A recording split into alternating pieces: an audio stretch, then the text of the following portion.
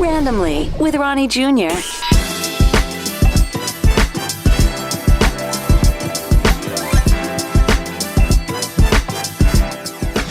All right, so we are going to chat with pop culture reporter Sanders Kennedy, who seems to be dominating a lot of the platforms, but specifically YouTube.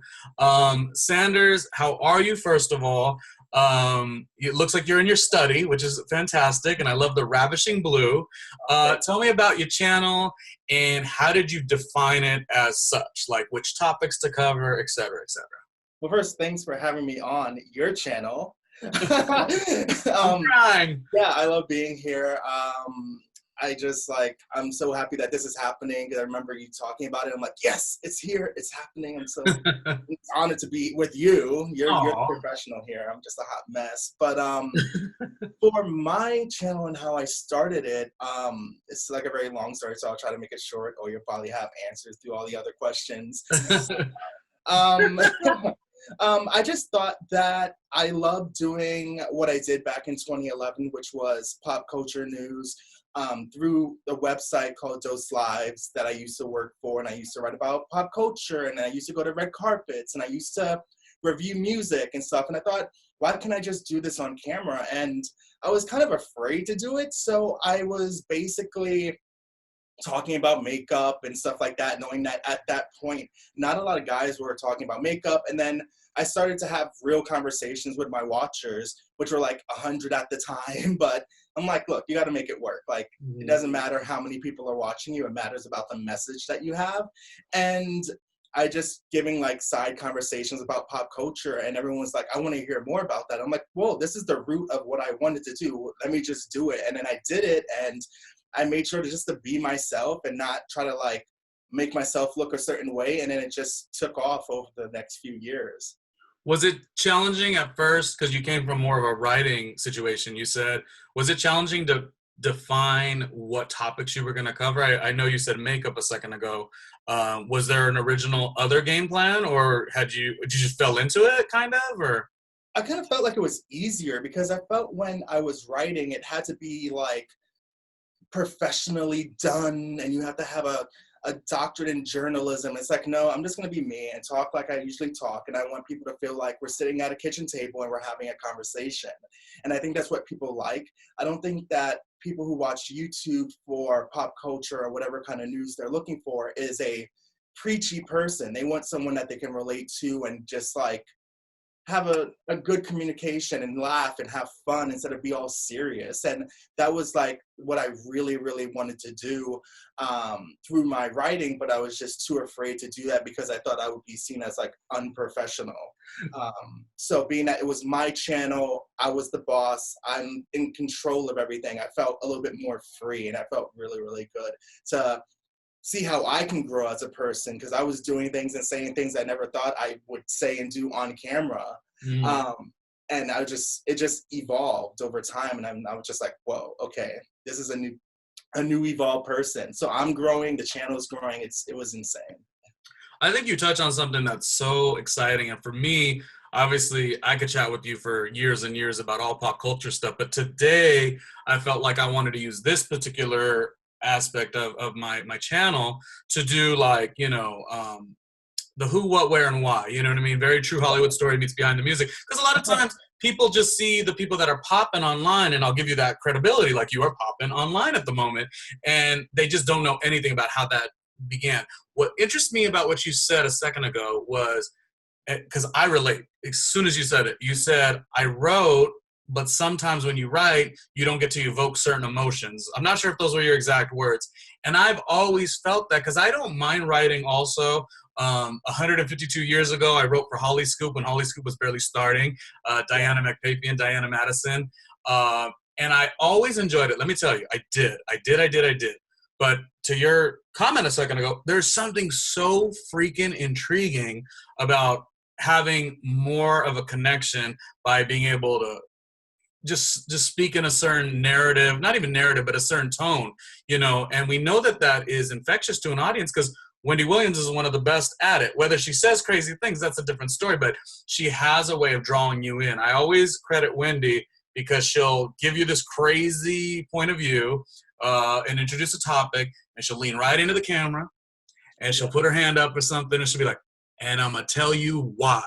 And I think sometimes I've learned, this is just recent, maybe even as I've been communicating with you, Sanders, I have learned that they are so different, you know, and I used to not think that way. I've come from the world of radio, so I thought radio is very similar to how I will get into the YouTube podcast space, and it's very similar to writing, or, you know, I've taken improv classes in the past. It's not the same. It's not the same. So I think that is so cool that you put all the vulnerability at the very beginning of this with your 100 followers, and we're like just kind of chipping away to find what works. Yeah. And I agree with what you're saying about, like, you get to put a tone with it. And there's times where I can say a lot more with just a facial expression than I do saying something. Yes. So I don't have to say allegedly. I just say, let's say person X said that they didn't do it. Yes. Yeah. So it's like, I don't have to say. That was a little bit of a lean back. That was a lean back.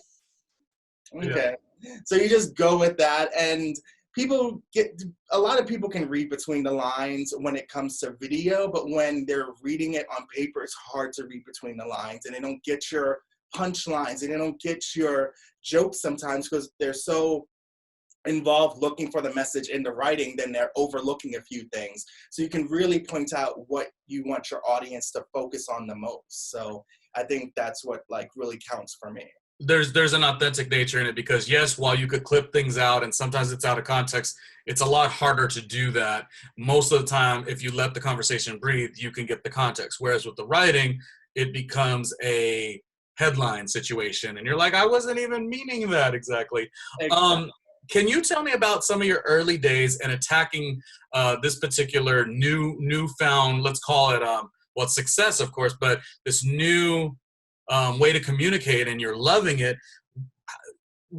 Did you decide, or did it just come naturally to say, oh my gosh, there's so many YouTubers out here, I'm going to put a little bit of focus on having something to say about what's going on with them? Was that natural, or did it just become part of your Shady Navy?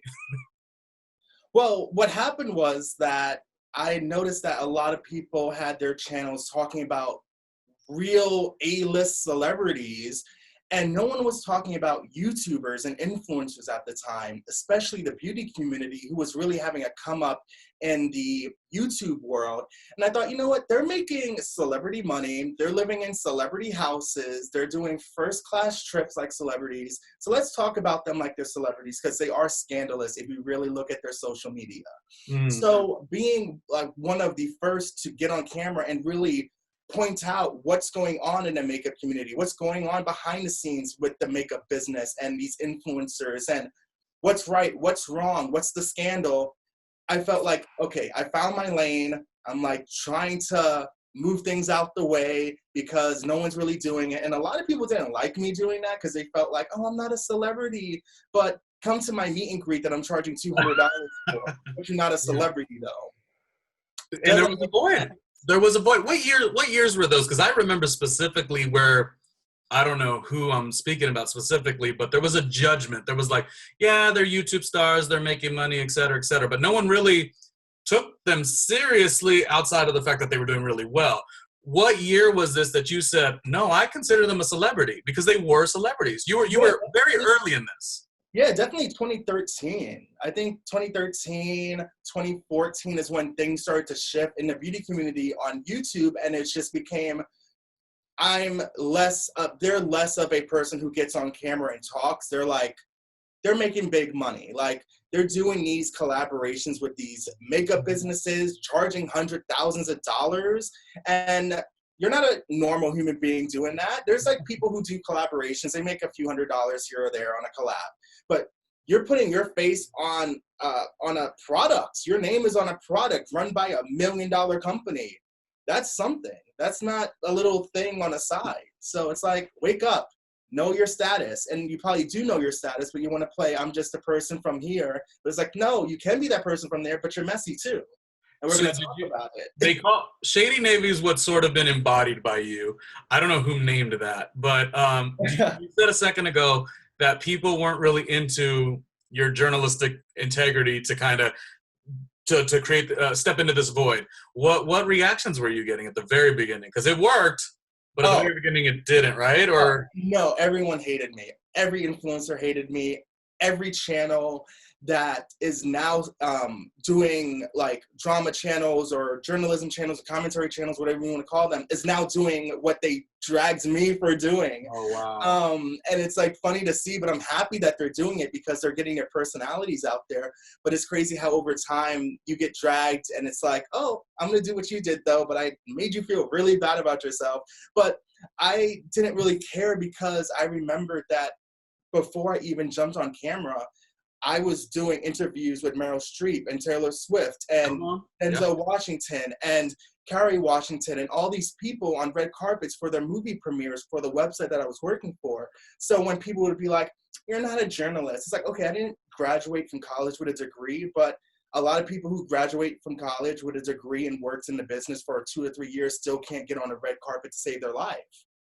Right. And you were cutting your teeth to do the red carpet reporting. You had the skill set. That's why I initially said journalistic integrity. You found a void. So whether it was Shady Navy, which has become a fun thing that people say now. Oh, yeah, there's a crazy thing with that. So I wanted to name my people the Shady Bunch, but I got a cease and desist letter saying I can't use that. And I was like, what? Really? And someone trademarked it, so I had to go with Shady Navy, which a lot of people love even more. So. Oh, I think of Rihanna a little bit, and then I just think about how fun the content is. And one bit of credibility I want to give to you personally, I've known Sanders for some years, maybe about close to 4, and I don't know these early stages per se, although I've heard you speak about them. But one of the things I think is so fascinating, although it's going to seem obvious, but I want to say it because when I'm creating now, I keep this in my head. I know that when I chat with you and you're in work mode, you really have such a focus. And it feels very challenging to do so because there's a lot of times where you're like, I'm thinking, wow, well, he's working on his own time, et cetera, et cetera. But no. That's one thing to commend you is I know that when I'm chatting with you and you're in like I'm creating, you just really like focus. And that's how you know that the videos are authentic. And a moment of congratulations on that. Thank you. It can't be easy because you're your own boss. If I'm my own boss, I want to go eat potato chips, Sanders. Oh, behind that door is 5 bags of potato chips and maybe an empanada that I made yesterday. So I'm ready to go like eat all day, every day. But it is challenging to be your own boss because no one's going to tell you what to do, how to do it. You got to have that motivation and that drive to get on camera. Even if you're mad, sad, angry, happy, you got to get on camera or you're just going to get washed away. Like you got to keep going. And I feel like with me, it was very intimidating because I never really thought that I would be, I guess, popular because I was never popular in school. No one really liked me in school because I was really quiet and shy. But with my close friends, maybe 2 or 3 of them that I would have at a time, I would always come out and I would always be over the top and be funny and not be afraid of what I looked like or sound like or whatever. And I thought, you know what? You're literally in a room with a camera. No one can see you. So I try to get away from the idea of, oh, there's a possibility that 1 million people can watch this one video. Because it is intimidating. But when it comes to me working now, I take like days processing. And you know how they have like rehearsals and they sit in front of the camera and rehearse? I do that in my brain. Like when I'm like making my shake, I'm like, okay, do the intro. Then when you do the intro, they're gonna have to say it. Like I've run down the list on exactly how it's gonna be on camera. I do add in my bits and pieces so I can make it a little bit less like tight and stressed.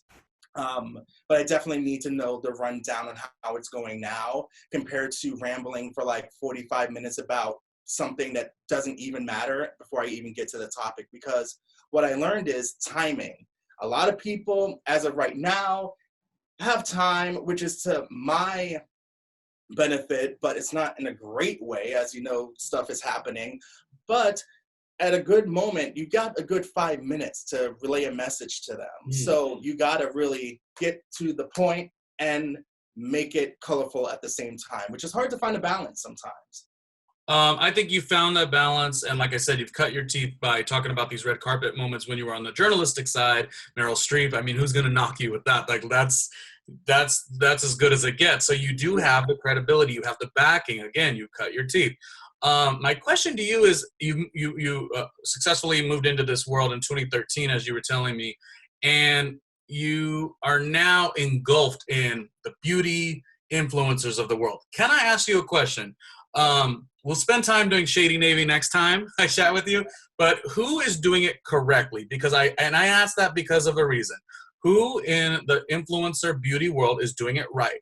Because I feel like it is such a challenging task to be your own boss, to create your own content, something that people don't even appreciate sometimes. They don't know how hard it is.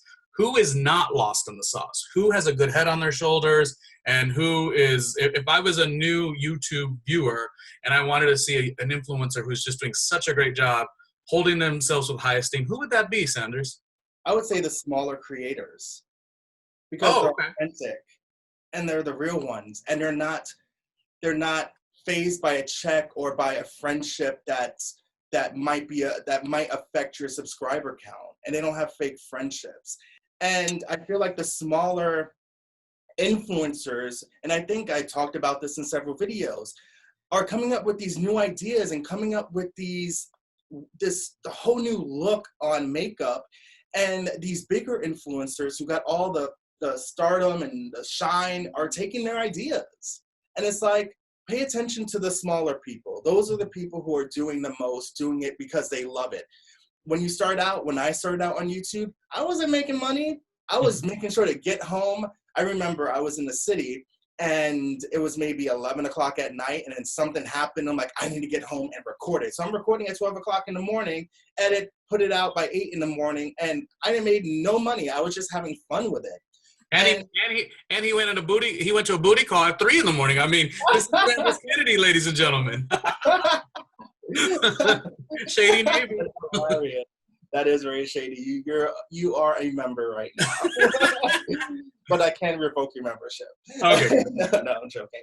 But yeah, I think it's really the smaller influencers who do it because they love it, not because they know it can make them a quick check. It's true. It's because longevity, if you go for the quick, fast thing and it doesn't hold merit, it can crash and burn a little bit. That's with anything. This is not because you're on a different platform and you're on your own boss. It's all rules still apply. I will say that.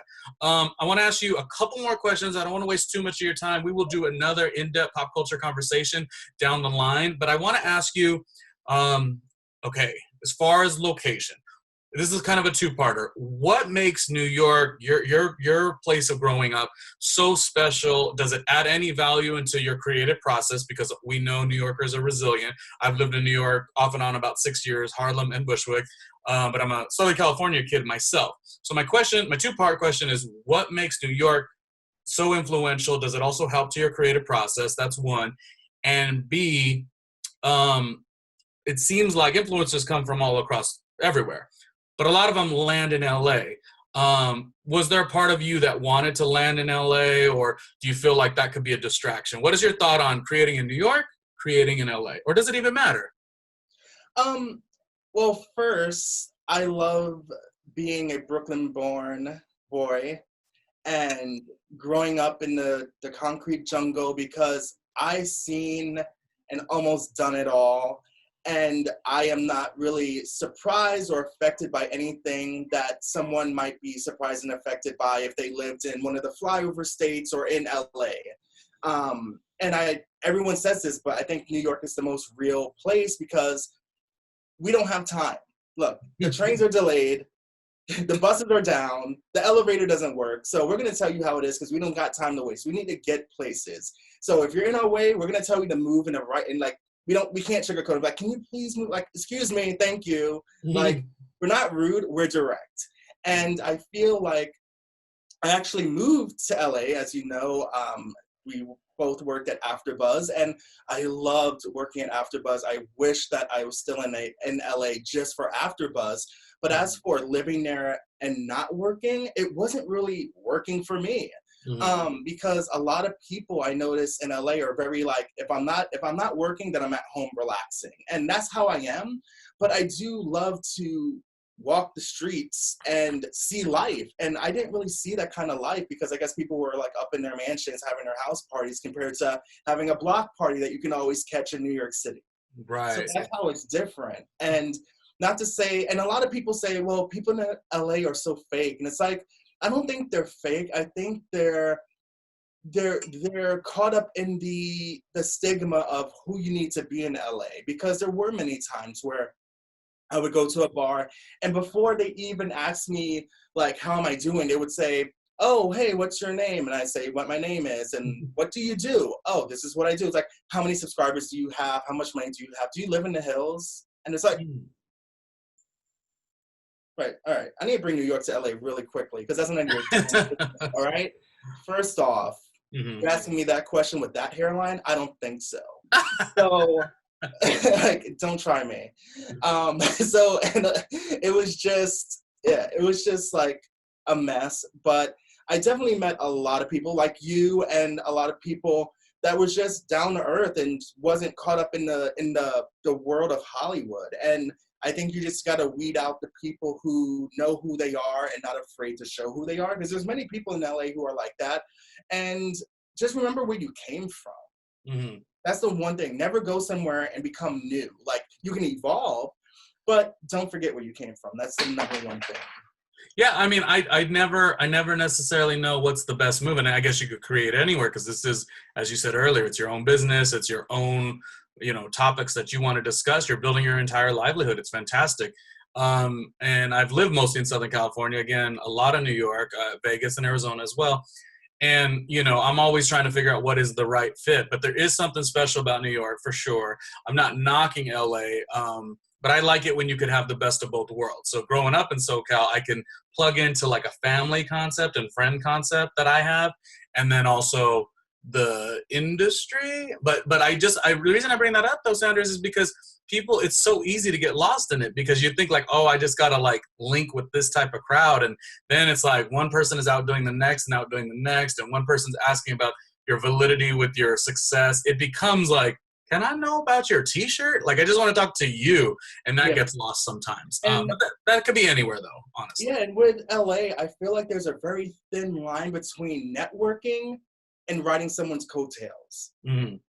So it's like, everyone should network. Everyone should talk about what they do, how they can help other people, have an exchange, trade off. But when you are intentionally not looking to get to know the person, but just what they can give you, that's where it goes wrong. Ooh, that's a tough one. And I'm going to sound like I'm all uppity or whatever, but I've had the hardest time, and I swear to you, I've had the hardest time trying to, like, the kiss-ass bug in me may have been a halt in my career, but and I'm not saying I've never got lost in aspirations, because when you're going so fast, you're like, you do make some moves that you're not proud of, but I've literally, this is why it's really exciting to do this project and even having you as an interview, I've done it on my own accord, and sometimes that takes a lot longer, you know what I'm saying? But I feel like there's good structure with that. Anyways, enough of me, because I tend to always talk about me. Some pop culture. You mentioned that Afterbuzz was fun for you. What was it about that? Was it because you got to plug into a different side of pop culture? Because you were talking about shows like Basketball Wives. What was it about Afterbuzz that really, really connected to you? I loved Afterbuzz because I got to work with a group of people. Because I live alone. I live with my dogs, but they're never on camera that often. They never really tell me what their opinion is, besides if they're hungry or not. But when I would get in front of the camera, it would just be me and my opinion and what I thought and what I had to say. So to be able to go back and forth with your co-host was the most fun I ever had, to be able to see things in a new way and have it be on the spot, because it's one thing to say what you want to say, read the comments and get their feedback. But when you're hit with, well, why don't you see it this way? And it's like, okay, we're live right now. Yeah. All right, you got me. All right, I have to change my mind or see it in a different way. And that's what I loved. And it was such a small community that it just felt like a family, because you know how it was. you go in, everyone's saying, you walk in, the second you walk in, there's someone to say hello to. You know somebody. And the way it changed within each other, there was someone like, let's say, someone who was working, Will and Grace might be doing some other show. So there's always a crossover. So that's how you get to socialize and become friends with everybody. And I just love that family feel environment and being able to go back and forth with your co-host. That's the one thing that I miss. It's like Afterbuzz is good for community, camaraderie, like-minded people, but then also on the performance side, I guess you're right, it's something that you don't usually do. You do your channel and you have your topics written down and you are so precise. It is a well-oiled machine, and it is. But then with doing a panel, I mean, you get to get into your Sunny Hostin, Whoopi Goldberg, panelist vibe, and that really does push your hosting skills. I truly believe that while everything's different, radio's different, podcasting's different, improv is different, whatever, there is a like-minded skill set that you could grab from each of them and put them all together. I thought you did fantastic on that project, and for those who are looking to learn more about that project, that's Maria Menounos, the TV hosting legend, along with her husband Kevin Undergaro. It's basically like the ESPN for like all television programming. So you always, for years and years and years, you would hear sports would be on the television, the Dodgers would play, and then ESPN would analyze every play. So that's kind of what AfterBuzz was. What are some of the other things that you'd like to do? I'm going to wrap very soon with you because I don't want to waste too much of your time, but did you enjoy a experience that you had, which was jumping a little bit into the reality TV world? Tell us about that project and tell us what that felt like. Did it feel very natural, or was it more you just lending a hand to a friend of yours? So yeah, my best friend, Stephanie, she is on Before the 90 Day Fiance on TLC. And it was completely real for me because even though I do know the background of reality TV because I've been studying it, and AfterBuzz, all the, what's behind the curtain. He's basically talking about Shawnee O'Neal and Basketball Wives, in my opinion. Yes. We love Shawnee, but we also question Shawnee. We know what's behind the curtain. And I knew what was behind the curtain, and I came into it. And when I was talking to the producers for a few scenes with her when she went off to Australia, when she came back from Australia, I was telling the producer, I'm like, look, you might not know my background, but this is what it is. I'm not saying something that you want me to say. I'm not doing something that you want me to do. And that's what it's going to be. I'm going to be me. Either you like it or not. It is what it is. Record, make sure the mic's on, get good lighting.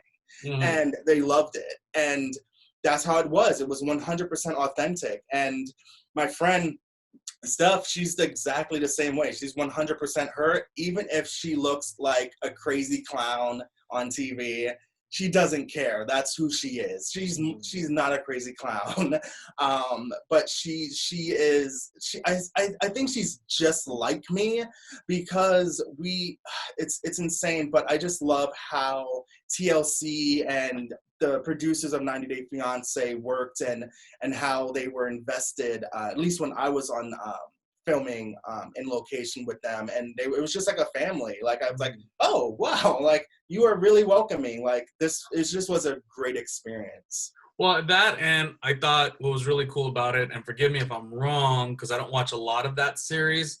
A little. Steph is her name. Steph. She was able to sort of jump into a story that was very true to her, but we haven't really seen it. The good is that's fantastic for visibility, but I did see that the comments could have been quite negative, which is a little unfair because everyone judges reality as being so fake, but it just sucks when a great, like real authentic story where this girl, Sanders' friend Stephanie, was exploring and understanding, and I guess what I'm asking is, does the criticism, does it hurt you at all, or you've got thick skin at this moment? What do you feel about that?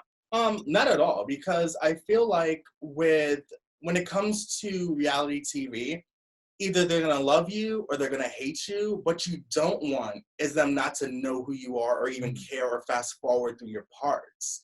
Like, I would rather have everyone hate me instead of being like, oh, this part's boring, Like, You can't win no matter what you do. And that's the thing. People were saying, oh my God, it's so boring. Like when it started out with her, I don't want to say storyline because it makes it seem fake, but with her journey on the show, people were like, oh, nothing's happening. There's no drama. And then now the drama is happening and now everyone's mad that there's drama. So when you go into it knowing like you can never win and all you need to do is have fun and be yourself. That's all that matters. I like that.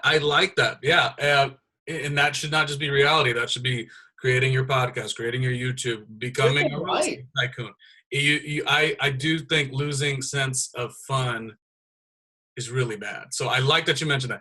I'm going to wrap up. I do want to just do a little fun moment where you either hit me, I'm going to give you a topic, or a person rather, and you're going to hit me with the Shady Navy if you feel like coming from that bag, or a silly Sanders moment, okay? It's not about you per se, but it's you either go silly to who I talk about, or you go shady. So our first person, you control this. Oh boy. A silly take or a shady take. Let's go. Let's start with Wendy Williams because she gets the critique. I personally always side with her a little more because she really is good at radio. She really still is that girl. What do you think? She needs a new wigologist. She's still Wendy, just needs a newer wig. So here I was talking about her great broadcast skill, and okay, this is what you get. No, she is amazing. She is amazing, and I was very influenced by her, and she's great at what she does.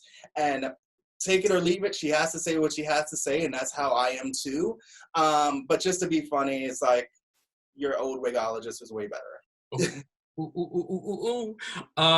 The cast of The View, silly or shady? I gave you a big rope because you can either, if it was me, I'd go Whoopi, I'd go Sunny, good, but you know, it is what it is. Let me hear. Look, I love Whoopi, I love Sunny, I love everybody. Megan, how do I say this? She's good to be on there because you realize who you don't want to be. You get to know that your parents actually taught you discipline and not to talk back and when to talk and when not to talk and how to be an adult. You know what like punishment looks like if you talk out of line. And with Megan, it doesn't look like she knows what that is. It doesn't look like her parents got her together. So Whoopi gets her together. Really, there's nobody like Whoopi. I just adore Whoopi. I mean, and we all do. Whoopi will pass gas on the show, and that, to me, is what we're here for. Whoopi did enough to do whatever she wants to do on camera. She is a legend. Yeah. Another person I just want to bring up, just because I, for some reason, thought of this right in the moment.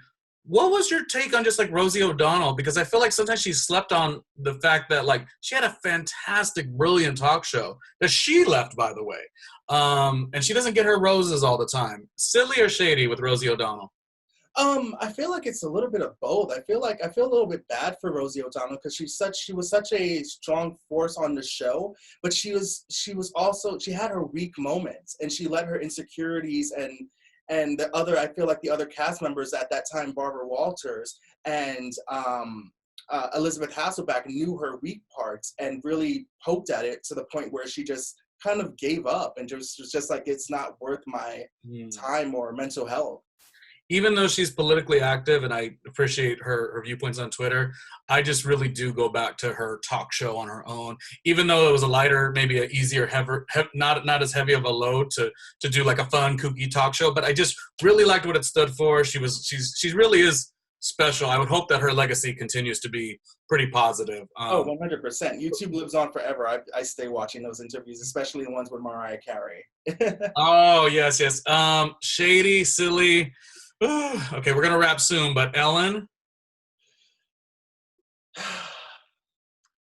Shady.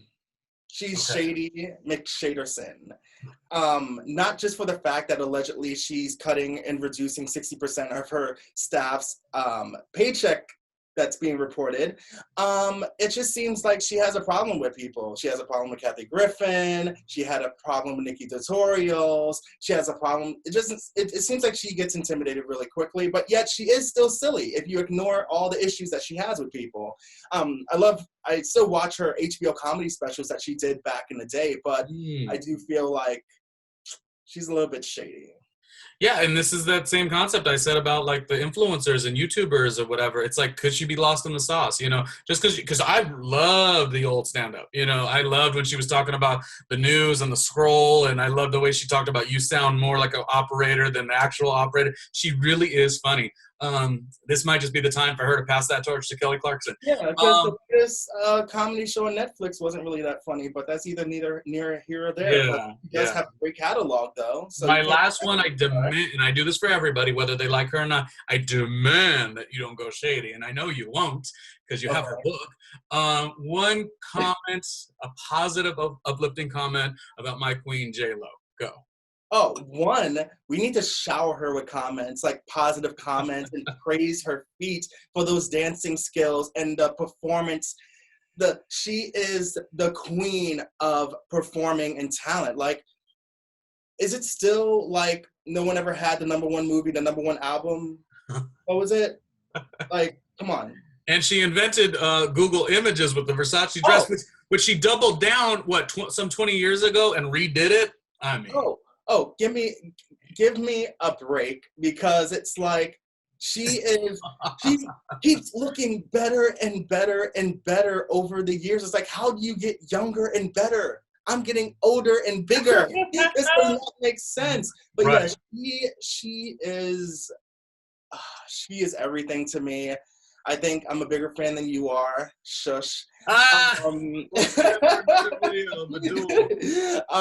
Yes, I did go see her several times. I don't know. I just love her energy. She's so authentic, and I feel like she's like Jenny from the block. I had to. If you have her book, it's right over there, right next to her best friend. Oh yeah, no, I have it, and I remember that moment of her career, because that was like post Mark Anthony and kind of her sort of assessing what the next move is, and you know, just a little bit of vulnerability. She's a light for me as somebody who's trying to create, because I always sometimes like, you'll get down, and then you see like, okay, J-Lo pushes through. So that's the reason I talk about it. Exactly, and I always tell my therapist, I'm like, I wish I was driven like J-Lo every single time. I'm like, I wish I was just a little bit more driven, because she keeps working and working and working and doesn't stop. And it's like, I gotta catch my breath. Like, let's relax. But I just wish I was driven as her, because she doesn't stop. Like, and obviously she has her down moments, with her family and stuff of that nature. But it is really cool for us to have that person to look up to. So all praise to her. Yeah. That wraps it up, only because I don't want to waste too much of your time. And this is the tip of the iceberg with our conversation. So thank you. Thank you. I feel like titling you as pop culture expert, I can do that. I can title you as like YouTube superstar. I mean, you've just done a lot of different things. I love that you shared your story about cutting your teeth on the red carpets with Meryl Streep, and just even an ounce of vulnerability. So the next thing that I want to do is really incorporate, I want to broaden my audience. So as you say, I have tons of books. I'm always reading, but I don't really talk about books on my channel. But when I do once or twice, a lot of people love it. So I want to talk about books. I want to talk about movies more. I want to get back on the red carpets. I want to do album reviews. I want to do more pop culture and kind of not steer away, but go more, I guess, mainstream with the news. But do it in a way that it's still, we're sitting down at a kitchen table. He wants to go mainstream with the news because he's already went mainstream with the nudes. Okay. Amazing. Thank you for your time. Love the testimony, the story. Very good. And we will chat later. Thank you. Bye.